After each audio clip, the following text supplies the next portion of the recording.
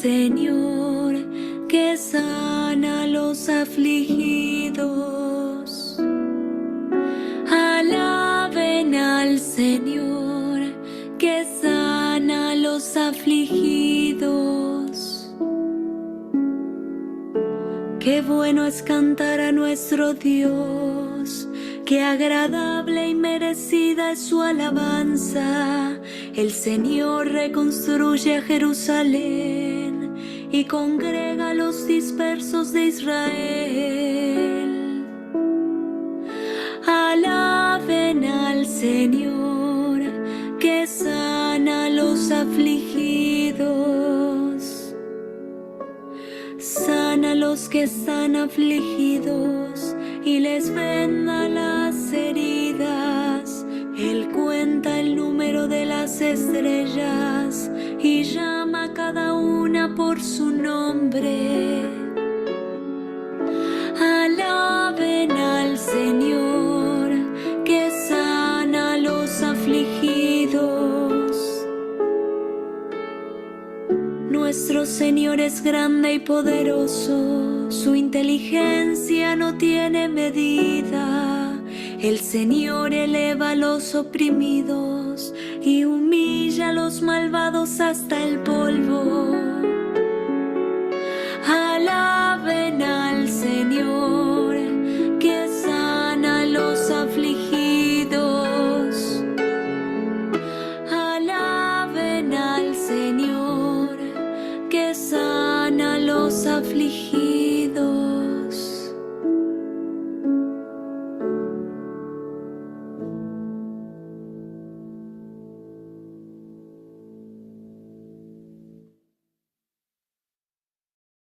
Hola, hola, qué gusto.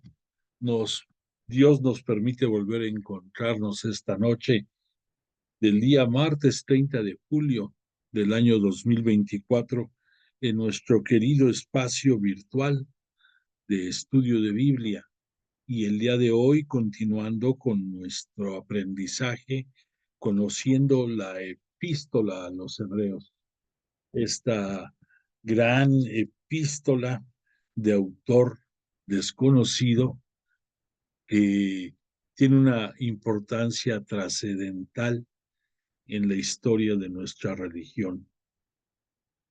Bueno, pues vamos a comenzar como debe de ser siempre, dando alabanza a Dios Padre, Jesús de Nazaret y la Santísima, el Espíritu, el poderoso Espíritu Santo, a la Santísima Trinidad en conjunto, y te invito a que de corazón digamos en el nombre del Padre, del Hijo y del Espíritu Santo. Amén. Padre nuestro que estás en el cielo, santificado sea tu nombre. Venga a nosotros tu reino, hágase tu voluntad en la tierra como en el cielo. Danos hoy nuestro pan de cada día. Perdona nuestras ofensas, como también nosotros perdonamos a los que nos ofenden. No nos dejes caer en la tentación y líbranos del mal. Amén.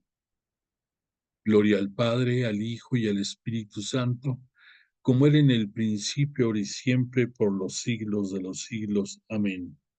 E invocamos al Espíritu Santo y decimos: oh Espíritu Santo, don de Dios y fuerza de lo alto, fuente de agua brotante de vida eterna, desciende y mora en nuestros corazones. Haznos verdaderos adoradores del Padre, condúcenos a la plenitud de la verdad y transfórmanos en testigos de Jesús para llevar su nombre hasta los confines de la tierra. Amén. Bueno, pues como todas nuestras sesiones, le pedimos humildemente a Jesús de Nazaret y a su poderoso Espíritu Santo que nos acompañen esta noche y que nos ayuden a agudizar, a aguzar nuestros sentidos, especialmente el oído y lo que podamos contemplar con los ojos de la fe, que se nos acreciente la inteligencia, el corazón se nos inunde de las enseñanzas que hoy tengamos y que, guiados por su voluntad, hagamos con ella lo debido para llegar a llevar su palabra con ejemplo y, si es posible, con testimonios hasta los confines de la tierra. Bueno, nuestra petición particular de esta noche sigue siendo el pedir por la paz en el mundo, esa paz tan ansiada, esa paz que tanto necesitamos, esa paz que nos divide, perdón por la palabra, pero nos divide estúpidamente a todos, y que pues tenemos muy en mente los conflictos entre Rusia y Ucrania, que ya tienen más de 2 años. Tenemos el conflicto de Israel y los facción de Hamas en el oriente. Pero no sé si tú sepas, pero actualmente en el mundo están reconocidos 9 puntos, 9 guerras activas en diferentes partes del globo terráqueo. 9 guerras. A esto agrégale nuestra necesidad también de paz interior en nuestra propia República Mexicana, en donde tristemente tenemos asedios, tenemos un terrorismo, ¿por qué no decirlo? Un terrorismo que nos agobia, que nos explota, que no nos deja trabajar, no nos deja desplazarnos, no nos deja sentir la seguridad tan ansiada que necesitamos para conducirnos en nuestra vida diaria. Y a eso agrégale también los conflictos que en muchas ocasiones en nuestra propia familia, en nuestro entorno cercano, tenemos por cerrazón de mente, por falta de apertura de unos a otros, por falta de comprensión, por falta de solidaridad. En fin, entonces la necesidad de tener paz comienza en nosotros mismos, y no podemos transformar el mundo si nosotros no hacemos lo necesario en cuanto a cambios para tener un mejor mundo. Solamente así podremos contribuir con nuestro grano de arena para buscar una paz en todo el globo terráqueo que nos lleve a una convivencia y a un disfrute placentero e intenso de la obra creadora del Espíritu Santo, de Dios Padre y de Jesús de Nazaret en la creación. Pues confiamos en su misericordia, tenemos fe en su esperanza y seguiremos adelante implorando día a día esta anhelada paz.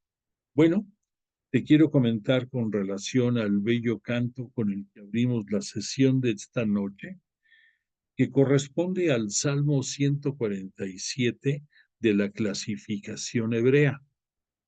Este salmo corresponde a 2 distintos salmos de la nomenclatura griega, que vienen siendo el 146 y 147, y se intitula Himno al Todopoderoso.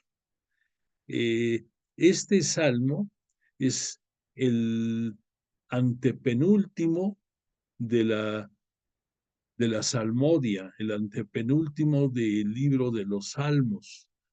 Recordemos que tiene 150 salmos y este es el número 147. Y este salmo, junto con otros más cercanos, se redactaron más o menos por el año 300 antes de la llegada a este mundo de Jesús de Nazaret. Recordemos, los Salmos es una historia que más o menos se estuvo escribiendo alrededor de 1000 años. Y en eso, y entonces ahorita los salmos que estamos escuchando son de la última etapa de redacción del salmo. Aquí advertimos, incluso si pusiste atención, que la invocación que se hace ya incluye, perdón, la palabra aleluya, por lo menos en su redacción escrita. Y esto obedece a que este salmo, ya en su versión castellana, derivada del latín, ya incluye la palabra aleluya, que es de uso de la lengua latina, del latín, que viene siendo un equivalente a la expresión alabad de origen griego, que también viene siendo algo similar en el hebreo. Entonces, esto es una prueba de que ya eran los últimos salmos y que cuando el Papa Dámaso encargó que se hiciera la versión en latín de la Biblia hebrea, que la conocemos con el nombre de Septuaginta, o la conocemos como Biblia de los 70, perdón, te estoy dando un dato erróneo. La Septuaginta es todavía ordenada dentro de la iglesia judía, dentro de los últimos tiempos, más o menos faltando 270 años de la nueva era, y, y esa se le conoce como Septuaginta. Perdóname, ya el Papa Dámaso, la que mandó traducir fue esta Biblia a la lengua latina, al latín, que es el idioma que se habla dentro de nuestra iglesia cristiana católica, y esta se le conoce con el nombre de Vulgata, porque está escrito en un latín que hablaba el pueblo, que hablaba el vulgo, pudiéramos decir, y esta fenomenal obra fue encomendada a San Jerónimo eh, por el Papa Dámaso. Entonces, disculpa, ya te ubico bien cómo está esto. Pero te quiero dar otro dato interesante que a lo mejor algunos de los oyentes no conocen. Hay ocasiones en que estamos mencionando en cada salmo qué número es de acuerdo a la nomenclatura hebrea y qué número corresponde a la nomenclatura griega. ¿Por qué se dio esto? Bueno, pues mira, en el Salmo 9 original, dentro de la lengua hebrea, el Salmo 9 es un salmo alfabético o alefático, si tú le quieres llamar así, bastante extenso. Entonces, decidieron dentro del judaísmo partirlo en dos, y entonces surgió el Salmo 9 y el Salmo 10. Pero ¿qué sucedió con la traducción griega? Que ahí no siguieron este corte, y desde ese Salmo 9 hasta este Salmo 147 es el último en el que se da ese desfasamiento. En los últimos tres salmos, o sea, el 148, el 149 y el 150, se va a volver a emparejar el número del salmo, tanto en la tradición judía como en la tradición griega. ¿Por qué? Pues porque aquí pasó lo inverso. El, la separación que había se encuentra porque aquí es la traducción griega la que del Salmo 147 saca dos salmos, la versión griega. Entonces se empareja con lo que sucedió en forma contraria en el Salmo 9. Por lo tanto, ya los últimos tres salmos van a ser el mismo salmo con el mismo número en ambas tradiciones, como lo fue del Salmo número 1 al Salmo número 9.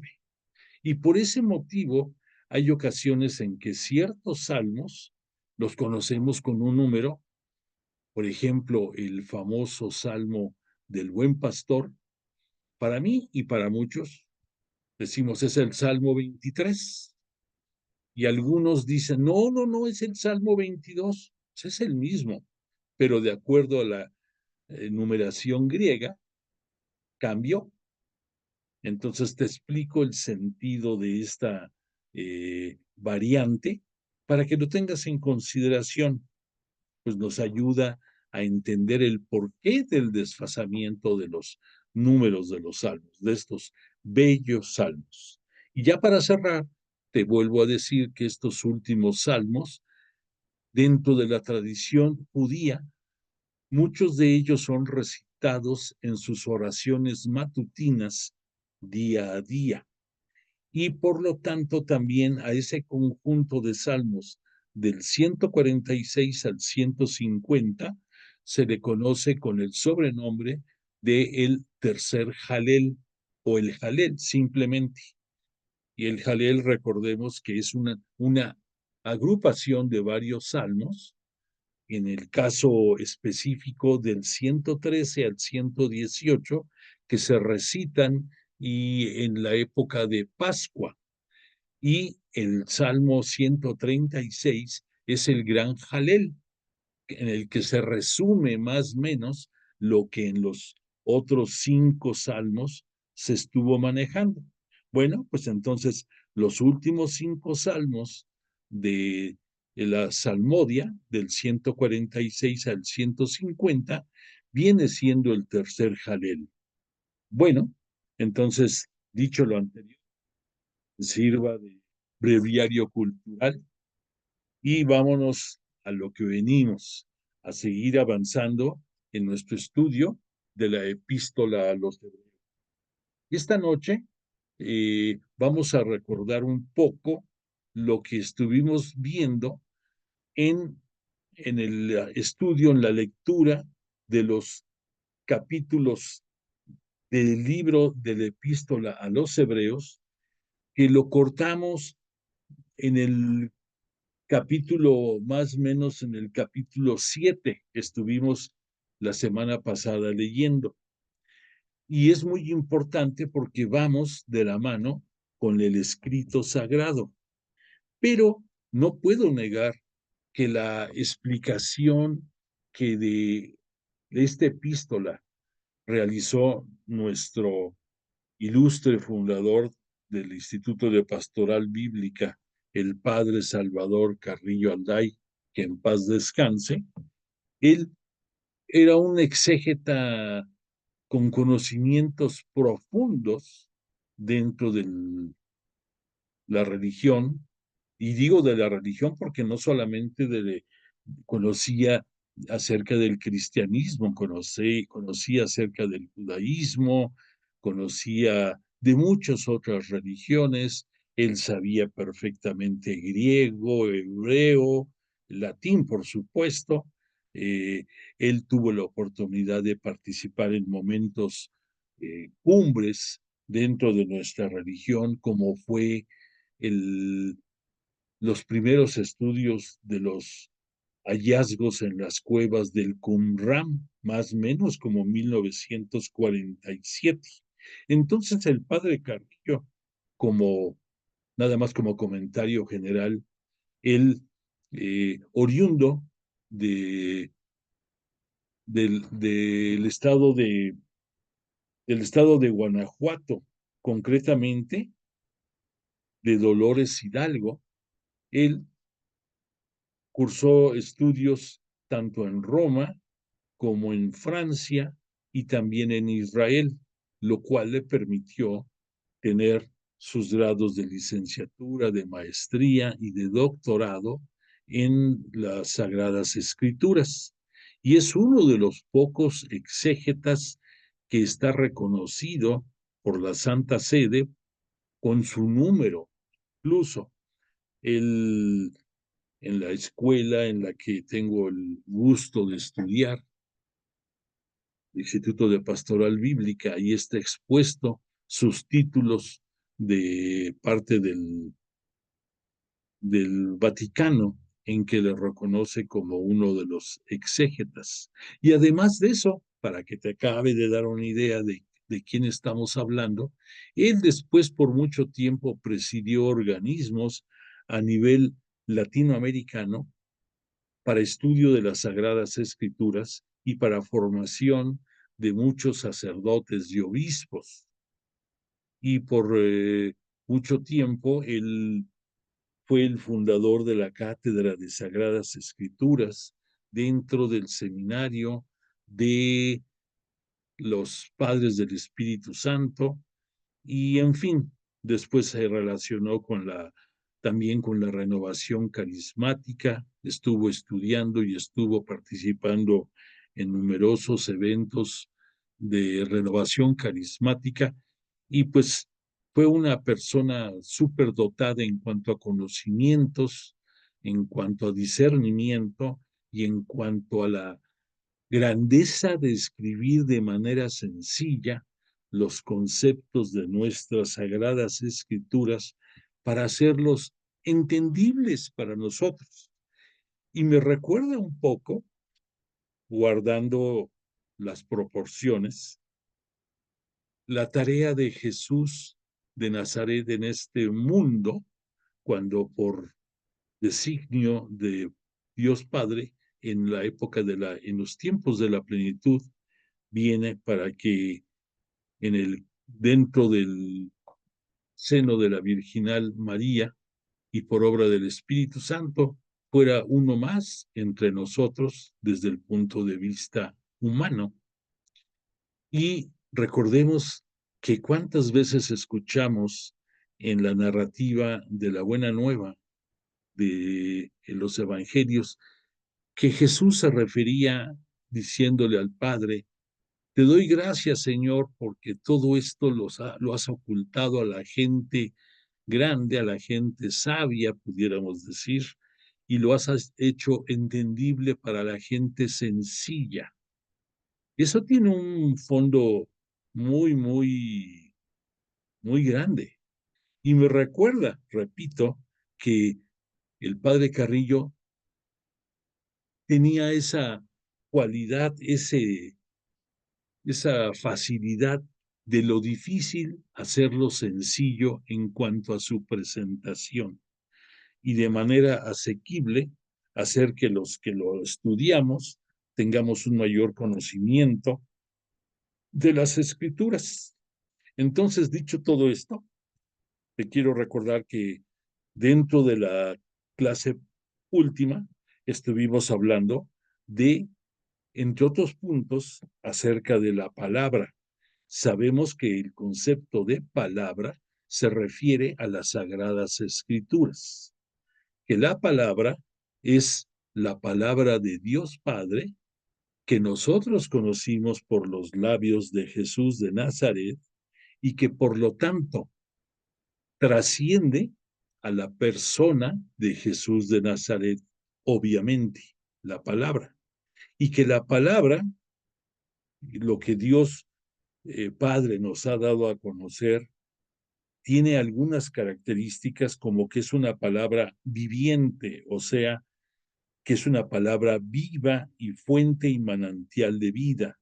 Esto lo encontramos citado en el Deuteronomio, capítulo 32, para ser más exacto, que la palabra es eficaz, lo cual quiere decir que es operante, que tiene fuerza creadora, que por conocerla y practicarla podemos transformar muchas cosas o se transforman muchas cosas. Y de esto tenemos el sustento bíblico en las profecías de Isaías y posteriormente ya en el Nuevo Testamento lo vamos a ver en la epístola a los tesalonicenses de San Pablo, que la palabra es cortante.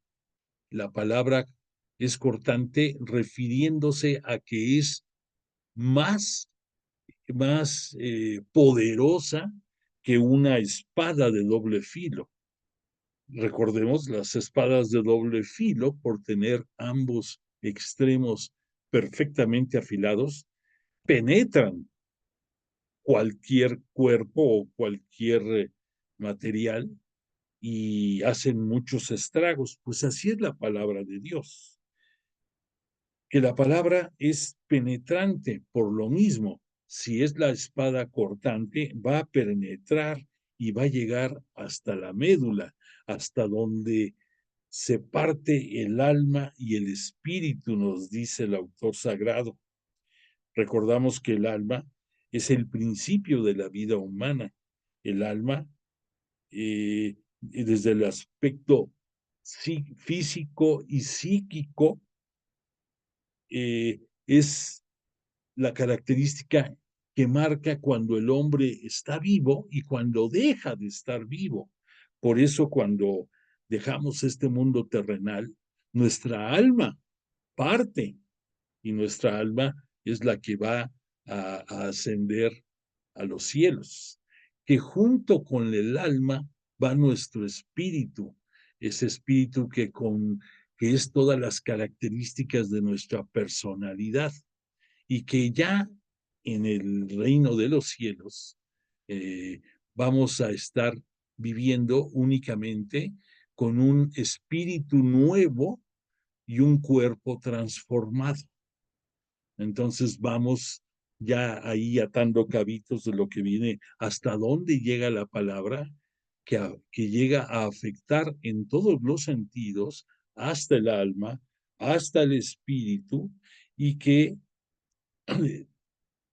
y que con esto, pues el Espíritu de Dios penetra en nosotros en una manera trascendente. Que la palabra de Dios es escrutadora. El término de escrutador debemos de entenderlo como que escarba nuestros sentimientos, nuestros pensamientos, nuestro corazón. Y esto nos hace que tengamos que juzguemos lo que es bueno y lo que es malo, muchas veces guiados por la palabra de Dios Padre. Todas estas cualidades pueden referirse a la palabra, repito, ubicando al Dios creador, al Dios Padre, y en el segundo caso, ya con la llegada de la plenitud, esta palabra la vamos a reconocer también en los labios de Jesús. Y hay tres características, quiero precisarte, recordarte, que tanto Dios Padre como Jesús, de acuerdo a la presentación inicial que nos hizo San Juan en su Evangelio, nos empieza hablando de que la palabra era el Logos y el Logos estaba en Dios, reforzando lo que estamos ahorita hablando. O sea que por la palabra fue creado todo y sin ella nada hubiera sido creado. Por lo cual te habla aquí de una potencia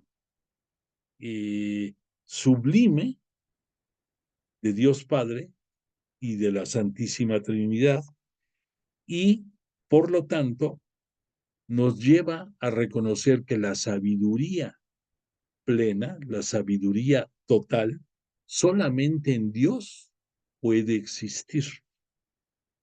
Y Jesús, como unigénito de Dios Padre, como el único Hijo, y además de esto, pues hecho que Él viene siendo imagen y semejanza divina de la deidad celestial de Jesús, a eso agrégale que por estar entre nosotros también tiene las características humanas y por lo cual la unión de ambas divinidades es lo que conocemos con el término de unión hipostática. La palabra hipóstasis es de origen griego y nos habla de una dualidad de divinidades. porque Jesús de Nazaret tiene la divinidad humana, terrestre, y también la divinidad celeste.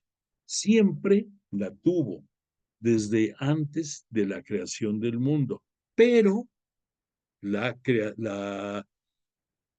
su divinidad humana la vamos a conocer, claro, única y exclusivamente hasta que toma el forma humana, semejándose a nosotros en todo, a excepción del pecado. Sin embargo, porque así estaba previsto por la voluntad de Dios Padre, Él tuvo que asumir las condiciones y características necesarias para que llegado el momento clave, el momento sublime de su obra redentora, gracias a la donación voluntaria de él, de su vida, a través de la entrega de su cuerpo y de su sangre, nos dio la remisión de nuestros pecados. No solamente a nosotros, sino a todos los que antes de él existieron y a todos los que después de él hemos nacido. Y incluye a todos los habitantes del globo terráqueo. Entonces, estas características, hay tres características que solamente son atribuibles a Dios, tomando en consideración este poder, esta supremacía. Y quiero decirte cuáles son. La primera es su omnipotencia, o que tú digas Dios es omnipotente o Jesús es omnipotente. ¿Qué significa eso? Significa que todo lo puede, que no hay ninguna límite ni ninguna barrera que pueda impedir que Dios o que Jesús hagan lo que deseen. Esa es la omnipotencia. El segundo término es la omnisciente o la omnisciencia. Omnisciente quiere decir que solamente Dios todo lo sabe. Por eso, Dios es la sabiduría total y plena, y Jesús también lo es. Te repito el término, omnisciente. Eso quiere decir que todo lo sabe. Y la tercera característica es omnipresencia, omnipresente. Y eso quiere decir que tanto Dios Padre como Jesús pueden estar presentes en donde sea, en diferentes momentos, en distintas partes simultáneamente. Eso es la omnipresencia. Entonces, estos tres atributos sustanciales, únicamente Dios los tiene por ser la sabiduría total y por ser Jesús, la imagen y semejanza del Padre, también Jesús los tiene. Entonces, ya entendemos un poquito mejor el porqué de esa unión hipostática de Jesús, porque tiene la divinidad terrestre y también la divinidad celeste. Y no perdamos la claridad de que en el cielo, después de su gloriosa resurrección, Jesús de Nazaret ascendió al cielo para ser glorificado y que en esa ascensión, él, además de en el plan ya estrictamente hablando, es cuando se convierte en el Mesías, en el Señor, en el Salvador. Hay otra palabra de origen griego, el Kyrios, no sé si lo has escuchado, Kyrios, como si fuera sirio, haz de cuenta, pero lo pones con K de kilo, Kyrios, pero lleva I latina. Bueno, el Kyrios es una manera dentro del lenguaje griego de pronunciar el equivalente de Mesías. O también ¿qué te diré? En castellano, pues se refieren mucho a El Salvador, por decirte algo, pero es lo mismo el término. Entonces, Dios mismo, que es omnipotente y omnisciente, todo lo que ve, no hay nada oculto a sus ojos, todo lo ve, más bien dicho, todos lo ven ellos. Ninguna criatura es invisible a ellos, algo que nosotros, pues sí, no tenemos esas grandezas. Por eso nosotros, en nuestra condición terrestre, terrenal, ¿qué es lo que decimos dentro de las verdades de nuestra fe en el credo de los apóstoles y en el credo niceno-constantinopolitano, que es el segundo credo? Entre otras cosas, reconocemos que Dios es creador de lo visible y lo invisible. Aquí tenemos que ubicarnos. Estas palabras son de acuerdo a nuestra podedumbre, perdón, de nuestra escasa capacidad humana. No hablamos de la divina. Para nosotros hay cosas que por fe las creemos y aceptamos, pero no las vemos, no las palpamos y no nos queda más que por fe abrazarnos a Jesús y creer en ellas. Pero Dios y Jesús se les cocina aparte. Ellos sí todo lo ven y todo está a su alcance. Bueno, pues te quería decir nada más para cerrar ese comentario de Jesús en su divinidad terrestre. Él, junto con la Santísima Virgen María, son los únicos dos seres con características terrenales presentes en el reino de los cielos, porque todos los demás vamos a llegar únicamente en espíritu. Sin embargo, te recuerdo que este Jesús es maravilloso.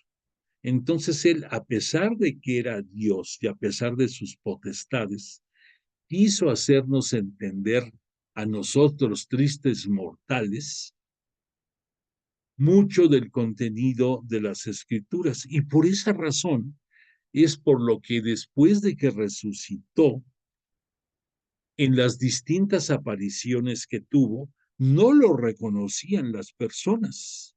Nada le hubiera costado a él presentarse con la fisonomía y la característica que le conocieron en vida, mas sin embargo nos quiso dar la enseñanza que ya en la vida eterna, en la resurrección de la carne que tenemos prometido gracias a su magnífica obra en esta tierra, Él se presentó ante nosotros con una característica diferente fisonómicamente hablando, para darnos a entender que eso es lo que va a pasar después de nuestra muerte, de nuestro instante de separación terrenal y de nuestro juicio particular y la opción de llegar al cielo.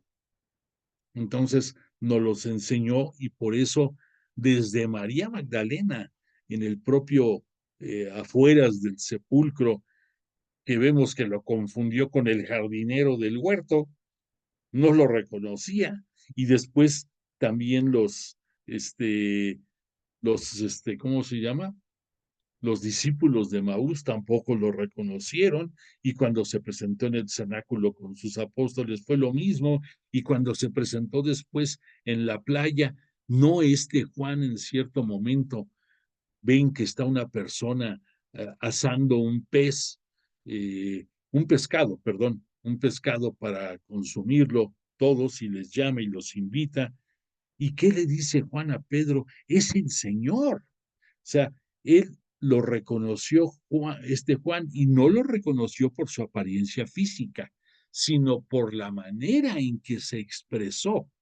Entonces aquí nos estamos dando cuenta de que no hay nada que este Jesús haya hecho todo lo posible porque entendamos y comprendamos, perdón, que lo comprendamos. Y por eso el cambio de su fisonomía. Bueno, dicho todo esto, y haciendo un poco de eco de lo que estuvimos viendo en esta exhortación preliminar, te voy a dar otros conceptos que nos van a ayudar a tener más luz de lo que estuvimos leyendo sobre la epístola directamente de nuestra Biblia. Jesús es un sumo sacerdote eminente y te voy a dar algunos puntos medulares de lo que está escrito en esta epístola con relación a este tema. Teniendo un sumo sacerdote grande, Jesús, el Hijo de Dios, mantengamos firme la fe hacia Él que profesamos, probando en todo, perdón, Jesús probado en todo, a semejanza nuestra, excepto en el pecado, acerquémonos, por tanto, con confianza al trono de la gracia, al fin de alcanzar misericordia y hallar gracia para una ayuda oportuna. El sumo sacerdote, en el caso de Jesús, recalco, es grande y supremo.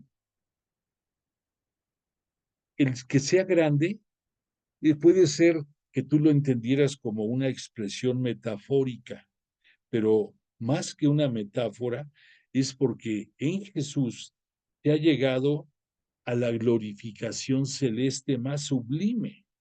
Su grandeza es extraordinaria, es hijo de Dios, es sumo sacerdote, es grande, está glorificado. Ese es Jesús en quien se puede depositar plena y total confianza. Por lo tanto, por ser Él confiable, tú puedes adherirte a Él y en eso concentramos el sustento de nuestra fe, de que Jesús es alguien digno de confianza. No se trata de un Jesús sacerdote en el Calvario. Aquí estamos hablando de un Jesús Cristo, ya, o sea, Mesías y Señor, sumo sacerdote en el cielo. Y recalco, en el cielo. Mantengámonos firme con esta fe que profesamos. Ya hablamos de que este Jesús tenía que sufrir y tenía que morir, no solamente porque estaba puesto en la voluntad de Dios Padre, sino porque era el camino por el cual Jesús como humano nos iba a poder tener misericordia y nos iba a poder compadecer. Recordemos que misericordia deriva de fragmentar la palabra en miseria y en cordis, que cordis es corazón. Entonces, cuando alguien se compadece de la miseria de alguien en su corazón, está siendo misericordioso. Y compadecer es algo similar. Compadecer quiere decir que te comparas y que abrazas, que le tienes piedad a alguien porque te compadeces de su miseria. Y entonces es la flaqueza de todos los humanos. Entonces, como Jesús, para poder llegar a redimirnos del pecado, tenía que pasar por esas etapas como humano de compadecerse de toda la humanidad, de poder ser misericordioso con toda la humanidad y gracias a eso poder dar toda su vida por la remisión de nuestros pecados. Entonces, Jesús, por lo mismo, por haberse hecho un humano más, a veces nos cuesta trabajo entender, dices, pero Jesús es Dios, ¿cómo a pesar de que era hombre, pudo haber, a lo mejor malinterpretamos si él ni sufrió y él, pensamos 20,000 tonterías, como tristes mortales. Pero la verdad de las cosas es que Jesús se hizo semejante a nosotros, exceptuando el pecado en todo. Entonces también tenía sentimientos, tenía dolor, sabía lo que era tener un dolor, sabía lo que era tener,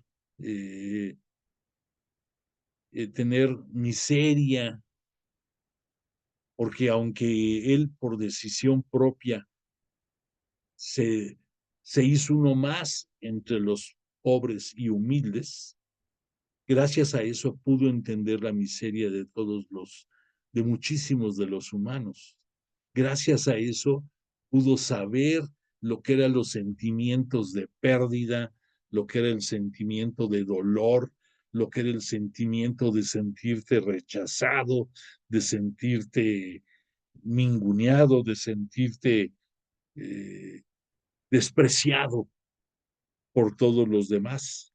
Pero gracias a eso pudo llegar a dar esa donación de su vida por nosotros.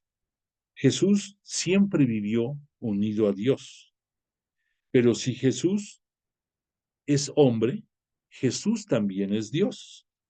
Y como Dios es el santo, el sin pecado, en quien no puede haber ni rastro de oscuridad, Dios y el pecado son excluyentes. O sea, Dios no tiene que, bueno, para acabar pronto, Dios no, entre su creación, no creó el pecado. Dios creó el bien y la ausencia de bien es lo que provoca el mal. Y como consecuencia del mal, en muchos momentos viene asociado del pecado. Pero tenemos que tener esa iluminación. Es muy importante. O sea, no confundamos. ¿Cuántas personas hay que dicen, ay, pues es que el mal existe porque también fue creado por Dios? No, Dios no creó el mal.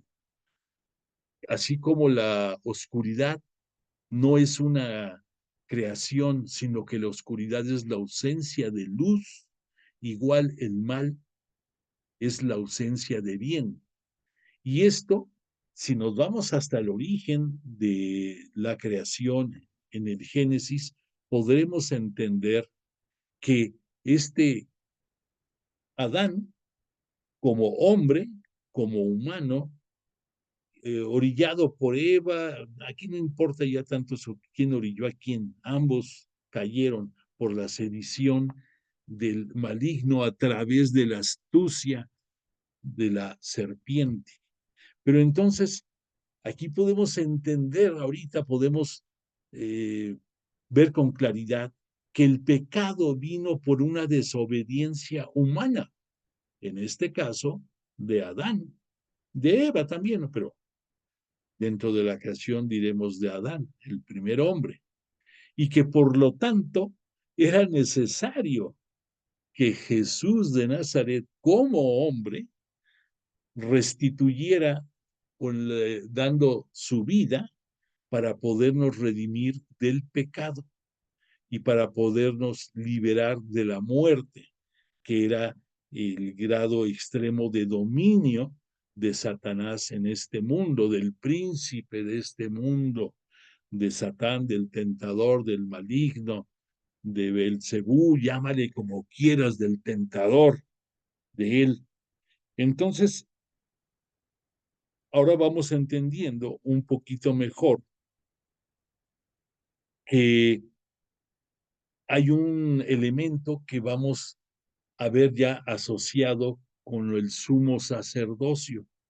Recordemos que el sumo sacerdote fue por decisión, por visión que tuvo Moisés de la palabra del propio Yahvé Dios, que le pidió que de la familia de la tribu, perdón, que de la tribu de Leví iban a surgir los sacerdotes. Por lo tanto, es la única de las 12 tribus que no tienen propiedades físicas en ningún lado, porque como sacerdotes van a gozar de compartir los bienes que el pueblo ofrece a través de ellos en remisión de sus pecados, en oblación, en agradecimiento, por cualquier motivo, los dones y los sacrificios. Te estoy diciendo ahorita dos palabras importantes para poder entender parte de lo que los sacerdotes y sobre todo el sumo sacerdote hace. Te dije la palabra dones y la palabra sacrificio, que no es lo mismo. Los dones, desde el punto de vista oblacional, y al decir oblacional, entiéndelo que es el ritual que se da por pidiendo la expiación de los pecados, y que el sumo sacerdote, que él era de la familia de Aarón, también por designio divino, de la familia de Aarón iban a venir los sumos sacerdotes, que eran los que una sola ocasión en el año iban a pasar al Santo de los Santos, a ese punto central de adoración dentro del templo, que antes de eso estaba el santo nada más, que era donde estaba el altar de los sacrificios, en donde todos los días se ofrecía incienso, en donde estaban también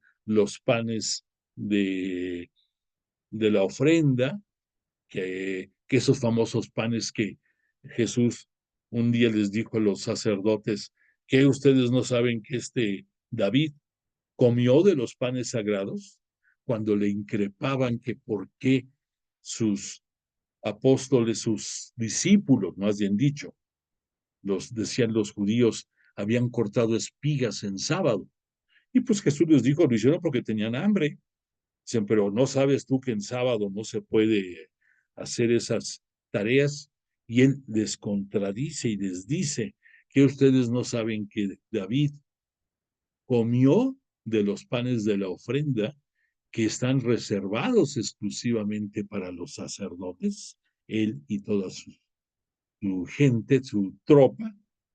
Entonces, te cito todo esto de cómo está, y me refiero a que el sumo sacerdote, en una intención en aquellos tiempos previos a que viniera Jesús de Nazaret, y que él es el sumo sacerdote más grande que tenemos, en aquellos tiempos, pues de acuerdo a las disposiciones que Moisés dejó asentado en el libro del Levítico, en el libro del Deuteronomio, en parte del libro de los Números, ahí se citaban, entre otras cosas, los rituales.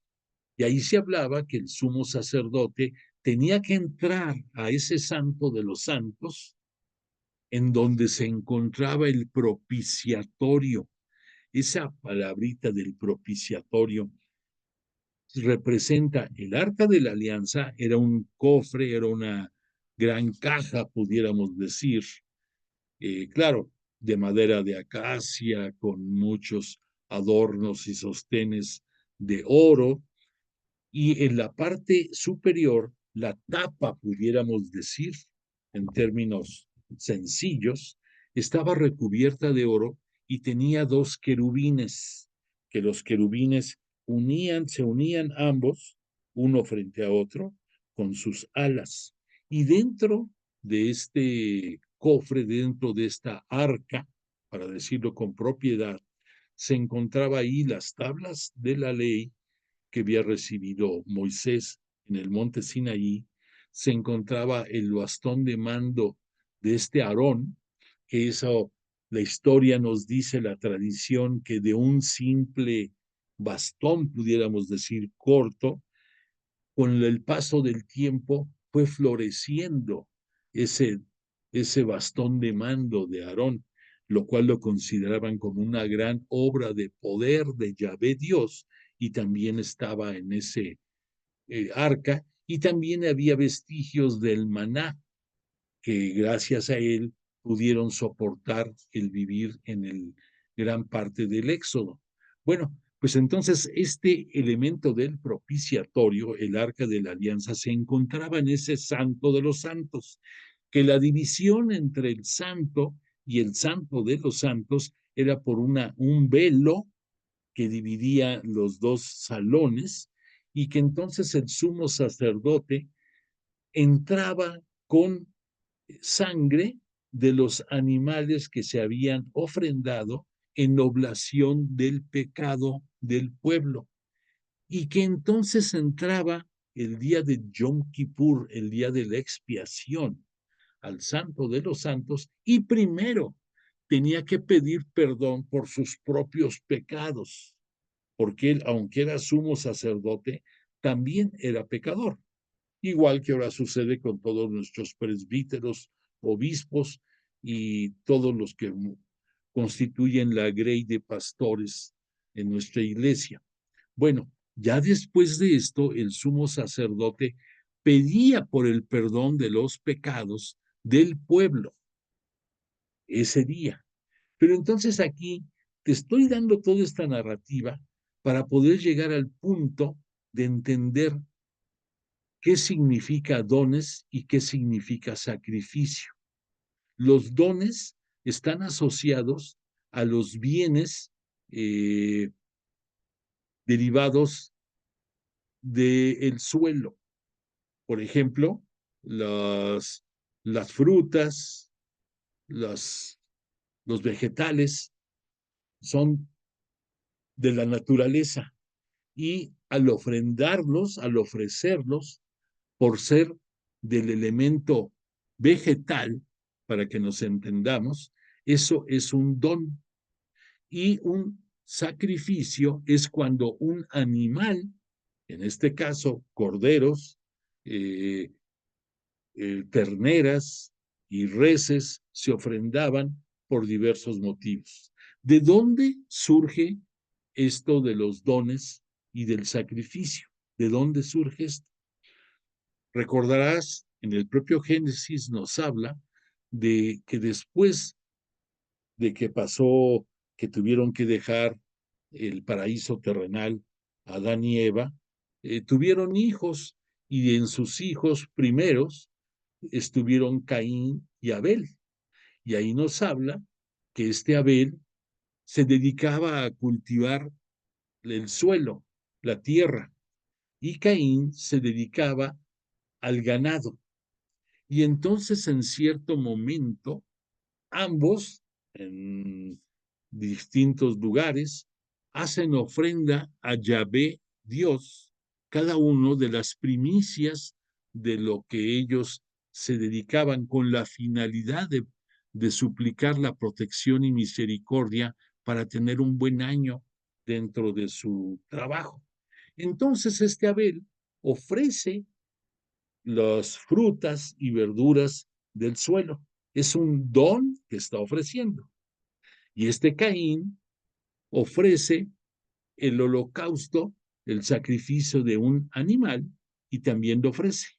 Y ahí sabemos que la historia nos dice que fue el, la ofrenda de Abel grata a los ojos de Yahvé Dios, por encima de lo que significó para Yahvé Dios la que ofreció Caín. Y de ahí vino el celo entre ambos hermanos y la causa por la cual Caín mata a Abel.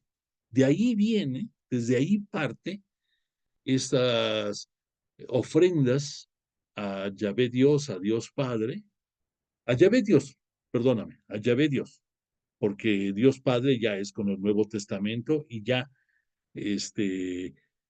Jesús ya nos habla de los cambios y él en el día de la cena pascual va a instituir la Eucaristía y también va a ofrendar, va a ofrecer dones, va a ofrecer pan y vino.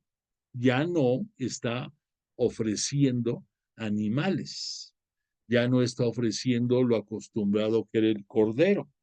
Por esa razón, ya entiendes un poquito más el por qué Jesús se convierte en el Cordero de Dios, en la víctima perfecta para el sacrificio por la expiación de los pecados. Pero esto, ya estuvimos estudiando, solo por una ocasión la hace Jesús en este mundo, y ya desde el cielo Él está, por su omnipresencia, por su omnipotencia y por su omnisciencia, está presidiendo en todo el mundo el ritual de la, de la Eucaristía, pero ya fue una sola ocasión que él se hizo, y él desde el cielo, desde ahí, está dando continuidad, está dando perpetuidad al memorial de la Eucaristía y de la remisión de nuestros pecados. Para acabar de este detalle, te diría que los corderos que se ofrecían tenían que ser corderos de 1 año de edad, perfectos, sin ninguna, eh, sin ninguna muestra de deterioro en su cuerpo, y que eran ofrendados, y de ahí vas a entender muchas cosas más. En primer lugar, para, para ayudarnos a recordar dónde estuvo Jesús cuando vino a este mundo, cuando después del parto de María Santísima, que nos hablan de que estando en Belén, recuestan al bebé, recuestan a Jesús en un pesebre. El pesebre en sí no es como lo imaginamos en los nacimientos que hacemos. El pesebre era una manera de decir el comedero de los animales, y era el lugar perfecto también para que los nuevos corderos que nacían fueran recostados ahí, para que se les protegiera, se les envolviera en telas para protegerlos mejor y que resguardarlos. Ahora entiendes el por qué dentro de las profecías de Isaías y también en las de Daniel se habla que Jesús va a estar envuelto en pañales, porque es un símil de las telas en que envolvían al cordero. Entonces, este cordero era el que se ofrecía para oblación por los pecados del pueblo. Y ahora comprendes por qué le decimos a Jesús, además de reconocerlo como sumo sacerdote, también lo reconocemos como víctima eterna, víctima perfecta, porque Él es y por eso es el Cordero de Dios, porque además de que como hijo de Dios Padre, este Jesús va a suplicarle como hombre, como humano, que si es posible pase de él ese cáliz. ¿Recuerdas cuando en la noche de su agonía en el huerto de Getsemaní, postrado en el piso, Jesús le suplica, llora a su Padre y le dice que si es posible que esa copa pase, pero que no se haga su voluntad, o sea, la de Jesús, sino la de él? Y aquí el autor sagrado de la epístola a los Hebreos nos dice un comentario muy, muy especial, porque dice, Jesús fue oído, pero tú te imaginas, dices, no, si fue oído, ¿por qué murió entonces? Si lo escuchó su padre, ¿por qué no lo libró de la muerte? Bueno, pues es que el término de que fue escuchado no quiere decir que se va a cumplir la voluntad del humano, sino que Dios Padre tiene misericordia con él y valora hasta lo último la petición de su hijo, mas sin embargo, su voluntad de Dios Padre está sobre lo que su propio hijo quiere. Pero eso lo ejemplifica diciendo eso de que fue escuchado. Bueno, pues sí, sí fue escuchado.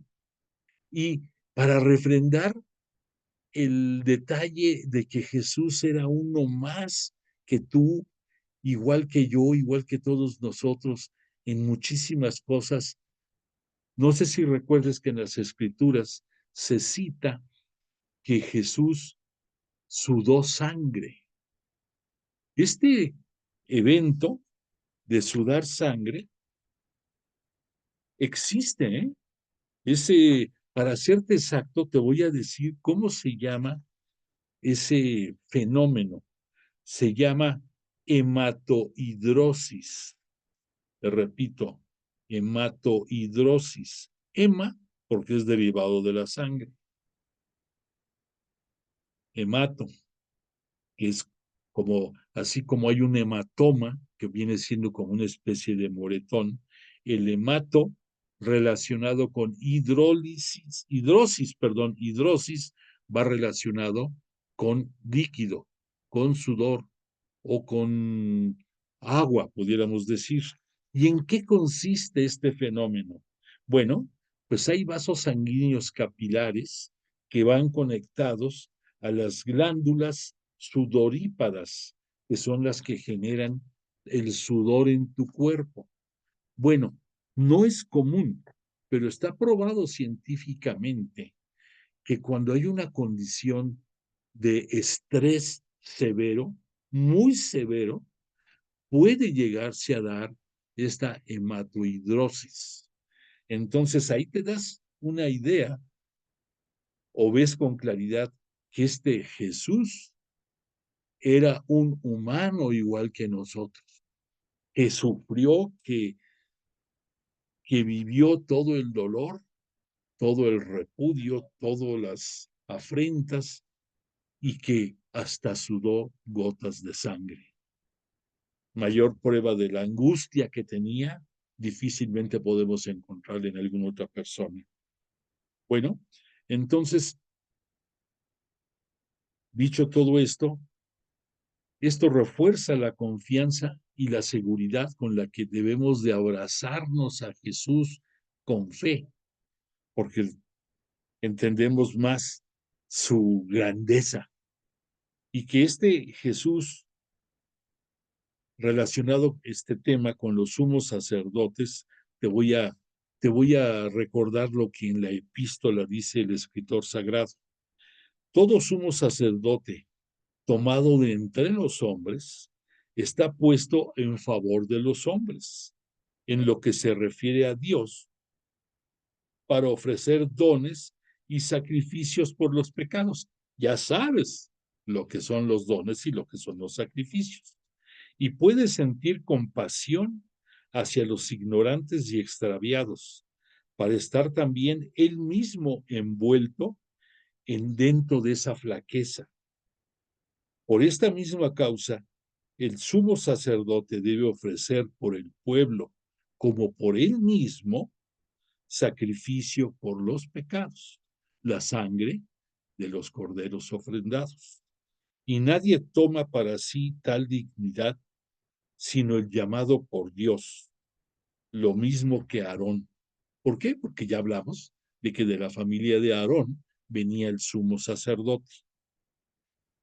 Y entonces el sumo sacerdote, en pocas palabras, es un hombre tomado de entre los hombres, que está puesto a favor de los hombres, sus hermanos, para ocuparse de aquellas cosas que se refieren a Dios y a fin de ofrecer dones y sacrificios por los pecados. Esto sería un pequeño resumen de lo que el sumo sacerdote hacía. Debemos de recordar que además de esto, el sumo sacerdote tenía además en el Antiguo Testamento otros oficios y funciones, como era el ser sacerdote que entraba a la casa de Dios y vivía al servicio del Altísimo, porque era el único que entraba al Santo de los Santos. El sacerdote normal, no el sumo sacerdote, consultaba a Dios y daba a conocer al pueblo los preceptos de la ley divina. O sea, no es que estuviera creando leyes nuevas, sino era la interpretación de lo que los judíos conocían como la ley mosaica, la Torá, la ley que está contenida en sus 5 primeros libros, lo que para nosotros es el Pentateuco. Que la conducta respecto a sus hermanos de un sacerdote y de un sumo sacerdote era que podía compadecerse de los ignorantes y de los que cometen hierros, de los que caen, porque él mismo, el sacerdote y hasta el sumo sacerdote, está rodeado de debilidad. Y justamente debido a esta debilidad y flaqueza, debía ofrecer sacrificios por sus pecados personales y por los del pueblo, y que el origen era un honor sacerdotal, el origen de pertenecer a la tribu de Leví, y más si era dentro de la familia de Aarón. El oficio de sumo sacerdocio es un honor, una dignidad que requiere un llamamiento divino, como fue el caso de Aarón. El hombre, pues, no puede atribuirse, arrogarse, apropiarse, ser sumo sacerdote por cuenta propia, ni tampoco ejercerlo para sí egoístamente. Te quiero comentar que ya después de la época de Jesús, cuando en los últimos tiempos de del éxtasis de poder romano, llegó a haber emperadores que designaron sumos sacerdotes dentro del judaísmo y que tristemente el judaísmo, ya en crisis y en declive, los aceptaron como tal, pero ya no eran elegidos por todo lo que Yahvé Dios le había pedido a Moisés dentro del ritual para elección. O sea que eran ya elegidos, como decimos nosotros, a modo, de acuerdo a las pretensiones romanas, y por eso el grupo de poder de los saduceos dentro del judaísmo tenían mucho acercamiento y muchos de los que fueron designados sacerdotes pertenecían a esa familia de saduceos. Bueno, ¿qué pasó en el caso de Jesús? Porque, entre otras cosas, además de que ya vimos algunas, quiero recordarte que Jesús, sumo sacerdote, tiene una gran diferencia porque Cristo no se apropió la gloria de ser sumo sacerdote, sino que la tuvo de quien le dijo: Hijo mío, eres tú, yo te he engendrado hoy. Y esa palabra de hoy, recordemos que dentro del lenguaje divino, el hoy significa lo que le llaman los griegos el enos, el momento, el tiempo, que eso se refiere a determinado instante o determinado periodo de acuerdo a, a las enseñanzas bíblicas, el enos. Por eso el decir yo te he engendrado hoy no quiere decir que ese día estuviera naciendo Jesús físicamente, sino que Dios Padre estaba reconociéndolo, te he engendrado hoy. ¿Por qué? Pues por una simple y sencilla razón, porque para Dios no hay tiempo, para Dios la eternidad es un instante. Y entonces Él puede referirse a que esto lo hice hoy. Nosotros, dentro de nuestra carencia humana y dentro de nuestra forma de ser, es lo que decimos: a ver, ¿cómo que hoy, si esto fue hace mucho tiempo atrás? Bueno, esto está asentado en el Salmo número 2, lo que te acabo de leer. Como también en otro salmo dice: tú eres sacerdote para siempre, a semejanza de Melquisedec. Y aún siendo hijo, con lo que padeció Jesús, experimentó la obediencia. Ya vimos que fue escuchado en Getsemaní, pero eso no lo libró de la muerte y de la muerte en cruz. Y llegado a la perfección, se convirtió en causa de salvación eterna para todos los que le obedecen, proclamado por Dios sumo sacerdote a semejanza de Melquisedec. Bueno, vamos a hablar de otro punto de referencia. El autor de la epístola a los hebreos ya nos ha dicho que Cristo tomó la naturaleza humana y por lo tanto cumple con el primer requisito para ser sumo sacerdote, ser hombre. Si muchos dirían, bueno, pues ya encuentro otro por qué, además del cual entiendo ahora que por qué Jesús tenía que haberse hecho hombre a semejanza de nosotros. Pues sí, porque entre otras cosas, además de todo lo que ya dijimos, los hombres eran de donde surgían los sacerdotes, más el sumo sacerdote, que tenía que ser, además de humano, perfecto también. Y el propio sacerdote, ahorita recordarás, ¿te acuerdas cuando fueron a prender a Jesús, uno de los que iban comandando el contingente, un tal Malco, fue al que Pedro le voló la oreja y que Jesús le reprendió a Pedro y después tuvo la misericordia de volverle a unir la oreja a Malco? Ahora entiendes el por qué, porque Jesús tuvo la misericordia de que no tuviera ya que esa imperfección que le había provocado Pedro fuera sanada para que él pudiera llegar a ser también sacerdote dentro del judaísmo. Hasta ahí llegaba la misericordia divina, la misericordia de Jesús en dar bien al mal. A alguien que lo iba a aprender, pues le paga con bien, arreglando su defecto físico que le causó Pedrito. Bueno, Jesús, entonces decimos que por este motivo, al hacerse hombre, recibió el sacerdocio de parte de Dios. Que esto sigue siendo un honor, una dignidad, y es presentado dentro de la gloria que fue con la que fue premiado y reconocido Jesús cuando en su gloriosa ascensión para ser glorificado, que es distinta de la ascensión ya definitiva, porque sube para ser glorificado y vuelve a bajar y se hace presente por 40 días. Bueno, pero en esa glorificación que recibió de Dios Padre, además de recibir el ser ahora el Rey del universo, el ser el Cristo, el Mesías, el Señor, además también recibe la gloria de la dignidad sacerdotal de parte de su Padre. Entonces, en sentido literal, el autor de Epístola a los Hebreos aplica al Mesías la cualidad de hijo. Es aquí empleado para afirmar de Jesús la cualidad de sumo sacerdote por la unión a su naturaleza humana, por ser hombre, por un decreto particular de Dios.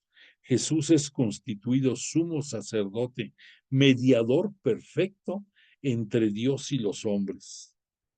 Y al estilo de Melquisedec, ya lo hemos hablado, que fue rey y sacerdote, que fue rey de paz y fue sacerdote además, pero que ni pertenecía a lo que era la tribu de Leví, bueno, por la genealogía.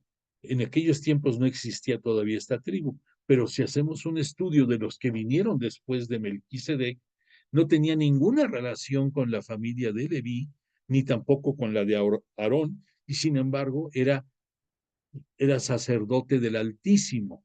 Y al decir Altísimo sabemos que se refiere a Dios Padre, a Yahvé Dios en aquellos tiempos del Antiguo Testamento. Entonces, Jesús, al igual que Melquisedec, Será Rey universal y sacerdote para siempre. Dadas por Dios estas prerrogativas regias y sacerdotales, Dios declara a Jesús en el momento de su encarnación, Hijo, Rey y sacerdote para siempre. Y aquí, esta palabrita de encarnación, debemos de entenderla en sus dos conceptos. Uno, en su concepto fisiológico, que es que por designio de Dios y por obra del Espíritu Santo y gracias a la disposición sin límite de la siempre virginal María, acepta que en su seno crezca y se convierta en el arca de la alianza donde va a estar el sumo sacerdote para siempre, el rey de reyes, el fundador de nuestra iglesia santa católica apostólica, Jesús. Y entonces,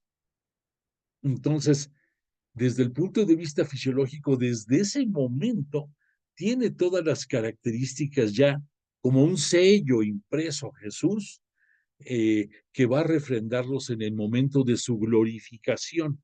Pero también tenemos que entenderlo esto desde el punto de vista teológico, que teológico significa lo que Dios quiere darnos a entender a los hombres, cosa que es diametralmente opuesta a lo que es la filosofía, que la filosofía es lo que los hombres pretendemos entender de la deidad, entre otras cosas, de otros conceptos más.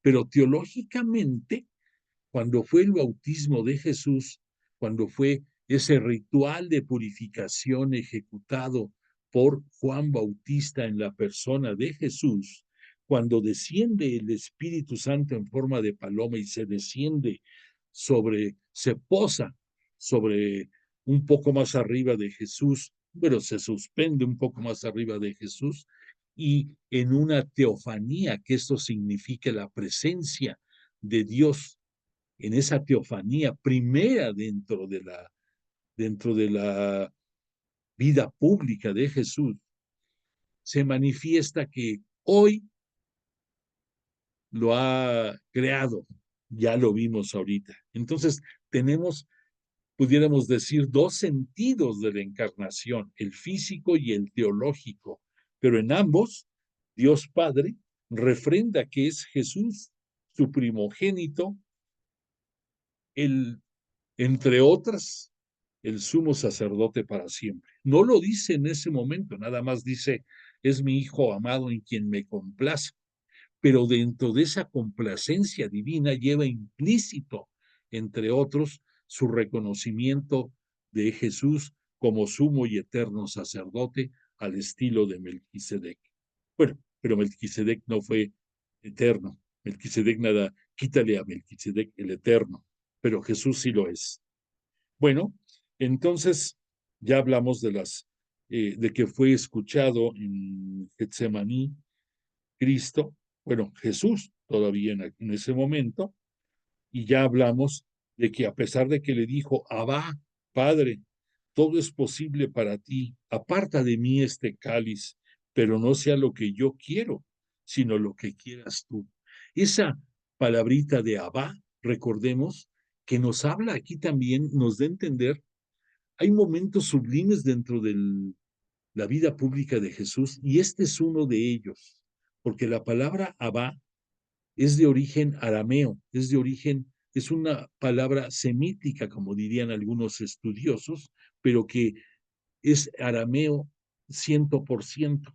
Entonces aquí vemos que en los momentos más importantes de su misión, Jesús se preciaba de poder dirigirse a su Padre en arameo, igual que en muchísimos momentos de su vida pública lo hizo con todo el resto del pueblo. ¿Por qué?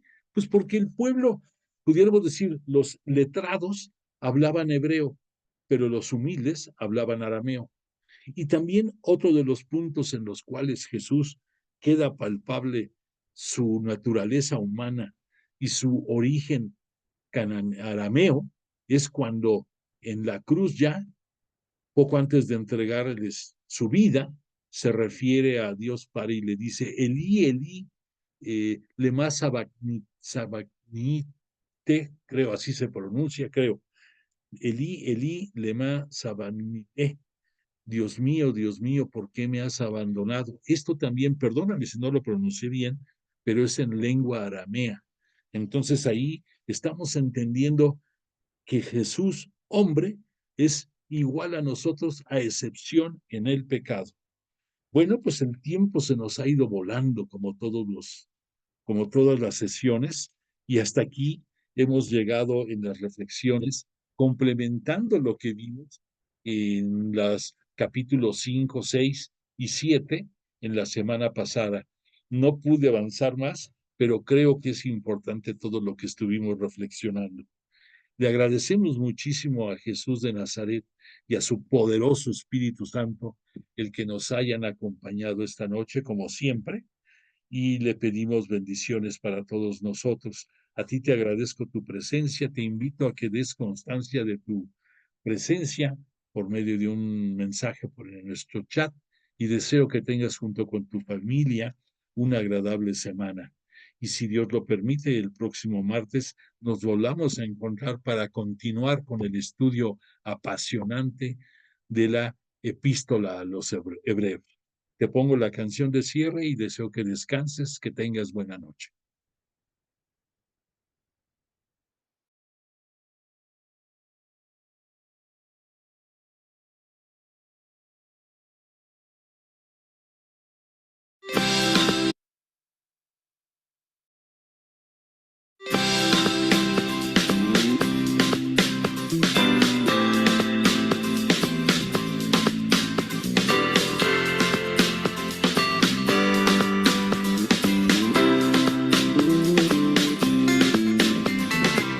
Del polvo nos formaste, a tu imagen nos creaste, con tu soplo vida nos diste, Señor.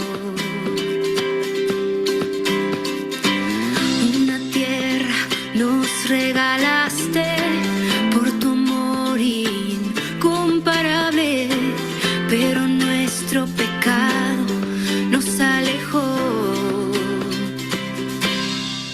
Y su amor nos perdonó. A la tierra a su Hijo envió,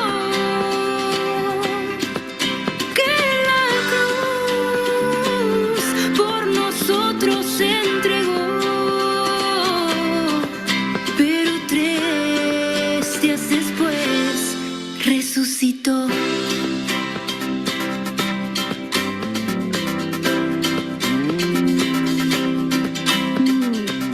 Con tu entrega nos salvaste, vida eterna nos regalaste. Asombrosa es tu gracia, Señor. No me juzgas por mi pasado, porque siempre fuiste a mi lado, esperando que te abra mi corazón. Y su amor de colores me llenó. Una luz mi camino alumbró. Ahora puedo ver, sola no estoy, porque yo soy hija de Dios.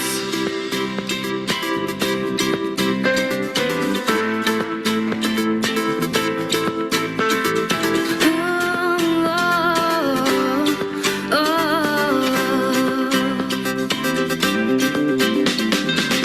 Una nueva vida me has dado al mostrarme tu llamado. Quiero ser tu instrumento por siempre, Señor.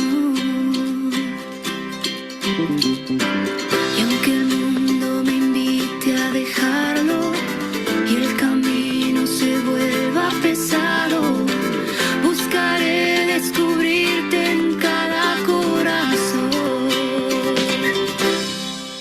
porque su amor de colores me llenó. Una luz mi camino alumbró. Ahora puedo ver, sola no estoy, porque yo